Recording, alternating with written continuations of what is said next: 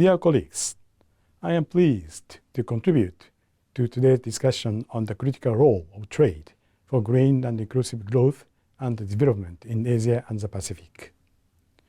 Trade must become an integral part of climate solutions. As trade-related activities contribute to roughly a quarter of global carbon emissions, trade finance can make an outsized impact on emission reduction. Green and sustainable trade financing is critical for businesses to implement sustainable practices across their supply chains. This will improve the sustainability performance of firms by building sustainability into value chains, shifting production to carbon-efficient locations, spreading low-carbon technologies globally. Countries from Asia and the Pacific should play a positive role and actively support sustainable and inclusive trade and supply chains through reducing trade barriers on environmental goods and services, decarbonizing supply chains, and expanding access to green trade financing, particularly for SME suppliers. The trade finance gap remains large.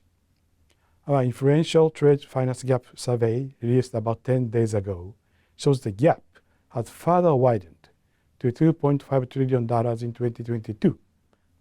At ADB, we are committed to scaling up trade financing for greener, more inclusive, resilient, transparent, and socially responsible trade and supply chains.